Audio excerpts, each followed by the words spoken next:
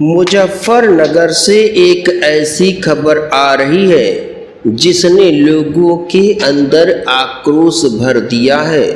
दलित समुदाय की लड़की जाती है जब भी बाहर तो मोहम्मद सुहैल नाम का लड़का उस पर छेड़खानी करता है, ऐसा आरोप लगाया गया है।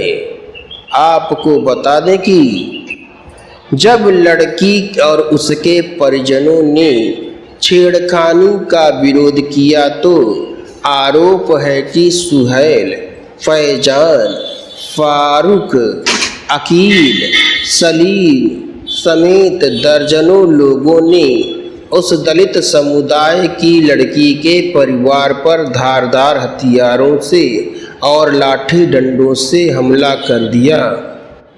उक्त घटना को लेकर के दलित समुदाय में आक्रोश व्याप्त हुआ, लेकिन अन्य दलितों ने मदद करने से इनकार कर दिया, क्योंकि आरोप है कि जो दलित परिवार है, जो पीड़ित दलित परिवार है, वह भीम आर्मी से संबंधित है और दलितों के बीच में यह एक ऐसा मामला है कि जब भीम आर्मी का किसी अन्य समुदाय के लोगों से विवाद होता है तो भीम आर्मी के लोग उनके पक्ष में नहीं आते हैं, ऐसा आरोप अक्सर लगता रहता है।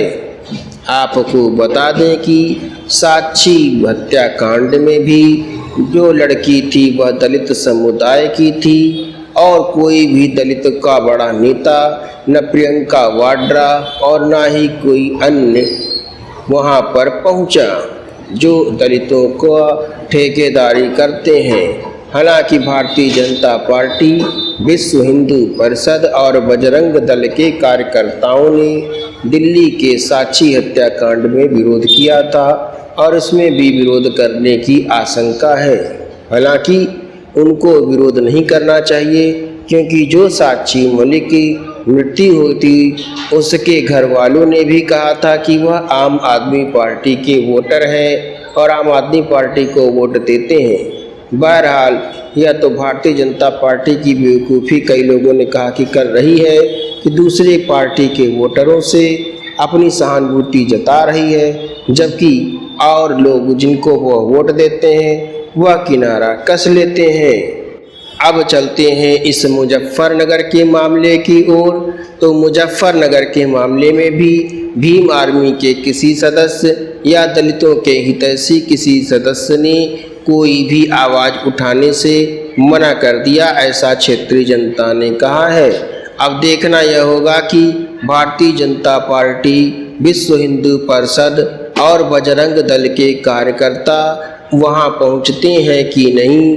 हालांकि बेगानी में शादी में अब्दुल्ला दीवाना की तरह भाजपा, विश्व हिंदू परिषद और बजरंग दल के कार्यकर्ता अवश्य पहुंच जाते हैं, जबकि वह उनके वोटर न हो करके सपा और बसपा और आम आदमी पार्टी और अन्य पार्टियों के वोटर होते हैं और दिन रात भाजपा को गरियाने वालों के पास भी वह पहुंच जाते हैं, ऐसा आम जनता का कहना है। बहरहाल कर्नाटक में भी भाजपा ने यही किया था और भाजपा की हार हो गई थी, क्योंकि भारतीय जनता पार्टी की सरकार में भाजपा के नेताओं की ही सुनवाई नहीं होती। अभी आपने देखा ही होगा कि विश्व हिंदू परिषद के कार्यकर्ताओं, बजरंग दल के कार्यकर्ताओं की ज़बरदस्त तुड़ाई उत्तर प्रदेश के जालौन में हुई थी और आपको यह भी बता दें कि मध्य प्रदेश के इंदौर में भी ज़बरदस्त तुड़ाई भाजपा की ही पुलिस ने भाजपा के ही विश्व हिंदू परिषद और बजरंग दल वालों पर की थी।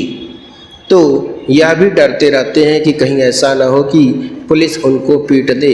हालांकि पुलिस के द्वारा विश्व हिंदू परिषद और बजरंग दल के कार्यकर्ताओं की पिटाई के बाद उनके ऊपर कोई कार्रवाई नहीं होती, इसलिए पुलिस के भी मनोबल बढ़े रहते हैं। जालौन में विश्व हिंदू परिषद और बजरंग दल के कार्यकर्ताओं के ऊपर घनघोर लाठीचार्ज के मसले पर कोई भी कार्रवाई नहीं हुई, ऐसा लोगों का कहना है।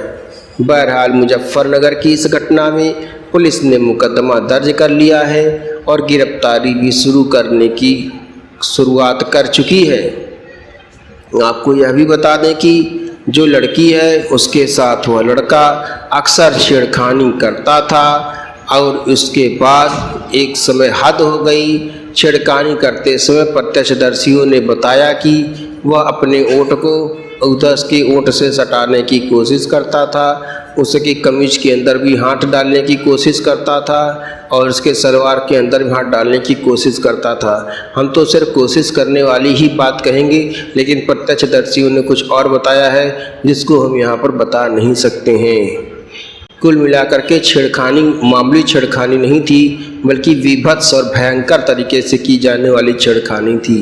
बहरहाल पुलिस इस मामले में क्या कार्रवाई करती है देखना होगा, लेकिन मेरी यह अपील है कि शांति व्यवस्था बनाए रखें और किसी तरह का कोई भी झगड़ा झंझट न करें, प्यार मोहब्बत से रहें, लड़की में भी कोई कमी हो। बहरहाल प्रत्यक्षदर्शियों और अन्य आरोपों को देखते हुए लड़की में कोई कमी तो नहीं दिख रही है, लेकिन यह घटना का एक पहलू यह भी है, अब इस पर भी पुलिस को जांच करनी चाहिए कि क्या लड़की में ही तो कोई कमी नहीं रही है। बहरहाल यह एक भी पक्ष यह है, दूसरा पक्ष यह है कि उसके साथ भयंकर रूप से छेड़खानी हुई है, बहुत गंदे तरीके से छेड़खानी हुई है और कार्रवाई होनी ही होनी चाहिए। लेकिन चूंकि दलित नेताओं का भी आरोप है कि हो सकता है कि उनके साथ कोई संबंध हो, अब ऐसा हमारा नहीं कहना है, दलित नेताओं का कहना है। उन्हीं के नेता, उन्हीं का समुदाय, उन्हीं का सब कुछ है।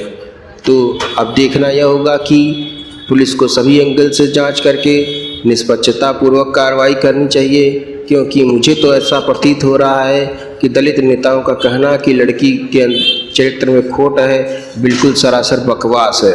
अगर चरित्र में ही खोट होता तो वह क्यों शिकायत करती, क्यों उसके घर वाले उसके यहाँ जाते शिकायत करने? क्योंकि उनका दलित नेताओं को अपनी राजनीतिक रोटियां सेकनी है, इसलिए लड़की पर ही आरोप लगा दे रहे हैं। तो आप लोग निष्पक्ष तरीके से रहें और इस तरह के आरोपों पर बिल्कुल ध्यान न दें। एक महिला की अस्मिता को बचाना, उसकी सुरक्षा करना सामाजिक दायित्व भी है और पुलिस से भी अनुरोध है कि निष्पक्ष रह करके कड़ी से कड़ी कार्रवाई करें। किसी नेता, विशेष तौर पर दलित नेताओं के दबाव में बिल्कुल मत आएँ, क्योंकि ये लोग कह रहे हैं कि लड़की में दोष है, बिल्कुल गलत बात है। लड़की में जैसा कि प्रतीत हो रहा है कि दोष नहीं है, हालांकि यह जांच का विषय है और पुलिस इस पर जांच करेगी, लेकिन पुलिस जो निष्पक्षतापूर्वक जांच करे ऐसा अनुरोध है। और उन नेताओं से भी अनुरोध है कि राजनीतिक रोटी सेकने के बजाय एक लड़की, चाहे वो किसी भी समुदाय की हो, किसी भी धर्म को मानने वाली हो, किसी भी जाति की हो, उसकी अस्मिता के साथ छेड़खानी करना बिल्कुल भी उचित नहीं कहा जा सकता है।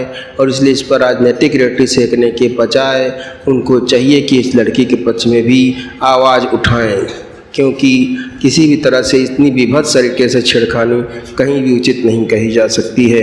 बहरहाल जाते जाते हमारे चैनल को ज़रूर सब्सक्राइब कर लीजिएगा। एकदम निष्पक्ष बात करता हूँ, सबकी बात करता हूँ। अगर आप अच्छी बात बोलते हैं तो भी उसको जनता तक पहुँचाता हूँ, अगर आप बुरी बात बोलते हैं तो भी जनता तक पहुँचाता हूँ, क्योंकि निर्णय तो जनता को लेना है। इसलिए आपने देखा होगा कि मैंने सारे पक्षों, दलित नेता, उस लड़की के पक्ष, उसके परिवार वालों के पक्ष और पुलिस का भी पक्ष आपको दिखाता हूँ। देखिए उस लड़की के परिवार वाले और पुलिस वाले और अन्य लोग क्या कहते हैं। हालांकि दलित नेताओं को सोचना होगा, मैं उनकी बात बिल्कुल नहीं करता, न उनकी कोई बात स्वीकारता, क्योंकि बाइट देने को तैयार नहीं होते हैं और चिल्लाने को तो ऐसा चिल्लाते हैं कि लड़की में ही दोष है। तो चूँकि सीधी सी बात है, राजनीतिक मामला है और अपनी राजनीतिक रोटी सेकना चाहते हैं। तो भाई आप देखिए लड़की की बात, पुलिस की बात, और ज़रूर से ज़रूर पुलिस ने निष्पक्षता से कार्रवाई करनी चाहिए और उत्तर प्रदेश की पुलिस निष्पक्षता से कार्रवाई करती है, यह भी जो है पूरी तरह से सर्वविदित है। मेरा यह मानना है कि चाहे आप कोई भी समुदाय की हो, कोई भी जाति के हो, किसी भी धर्म के हो, स्त्री की अस्मिता के साथ छेड़खानी बिल्कुल उचित नहीं है और इस पर सख्त से सख्त कार्रवाई होनी ही चाहिए। जो झगड़े की एक वीडियो वायरल हो रही है, उससे पहले क्या घटना हुई थी, किस तरह? जी पहले तो छेड़छाड़ी कराते हैं और परसों मैं डाल कर आ रही थी तो उन्होंने रास्ते में छेड़ी। उधर से मेरा भाई आ रहा था, मेरे भाई ने क्या हुआ, कहने लगा क्या हुआ, मगर ये छेड़ रहा है, कहने लगा तो उसने क्या तो और उसका उल्टा बजा दिया। फिर मोहल्ले के लड़के गए तो उनके उल्टा बजा दिया, कोई बलकटी ले रहा, कोई दमती ले रहा, सारी महिलाएं और उड़ रही है आई जी। चक्कू सुहेल नाम का लड़का जी। जी बहुत दिनों से परेशान कर रहा था। मैंने घर को कुछ लेने बताया था कि लड़ाई झगड़ा हो जाएगा, और परसों पता ना पड़ा मुझे। नहीं जी कुछ नहीं पता, खुलेआम घूम रहे जी। योगी जी मैं तो इंसाफ चाहूँ, योगी की सरकार में इंसाफ तो होना ही चाहिए, मुझे इंसाफ मिलना चाहिए। जिस तरह से घर पे चढ़ के है, किस तरह का खौफ बना हुआ है, कोई दिक्कत है, कोई परेशानी? मारने की धमकी दे रहे जी, मैं तो मारने की धमकी दे रहे, हम मारेंगे। कोई पुलिस वाला पहुंचा यहाँ पे आपसे बात करने, कार्रवाई की उन्होंने आपके खिलाफ? अब लोग कुछ ही कार्रवाई नहीं हुई जी, वे खुलेआम घूम रहे। कुछ क्या मामला है पूरा जो लड़की के साथ छेड़छाड़ की घटना सामने आई? जी हमारी लड़की शाम के टाइम 4 बज रहे थे, इधर से जा रही थी, इधर से सुरक्षित गई, उधर सही सुरेश नाम का लड़का था जी, सुरेल नाम का लड़का था, उसने उसका एकदम लड़की का हाथ पकड़ा, गैल तुरंत बहन लड़की ने कहा हमारी इनको क्यों छेड़ रहा तुम, वो गाली देकर तुरंत बोला। उधर से हमारा लड़का आया, उसने कहा इनको भाई तू मेरी बहन को क्यों छेड़ रहा, उसको भी गाली देकर बोला।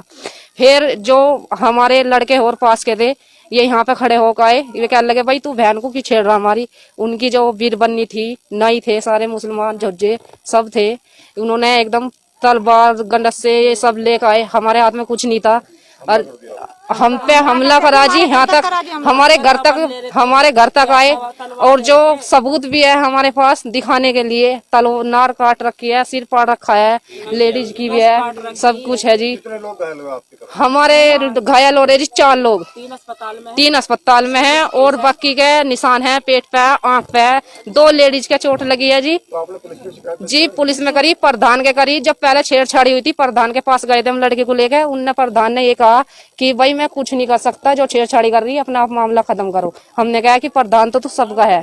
प्रधान ने पैसे भरवाए जी, कल परसों छेड़छाड़ी हुई, प्रधान ने तुरंत पैसे भरवाए और ये बोला कि वो तो मुझे कांट करवाना था, पिटवाने थे लड़के। प्रधान झुज्जा है जी, उसका नाम आबिद है जी, और एक कल्लू प्रधान। तो क्या लगता है पुलिस इस तरह कार्रवाई कर पाएगी? जी कार्रवाई अगर जो नहीं हुई, देखो जी हम यहाँ से घर अगर नहीं तो हमें छोड़ना पड़ेगा, अगर नहीं तो हम फांसी खाकर मर जाएंगे, इतना करने के। योगी जी राज जी योगी की आग में सुरक्षित नहीं है, नु बताओ, मार काट हो रही है, घर पे घर घर में मार रहे हैं जान से, नु बताओ ऐसे कैसे काम चलेगा।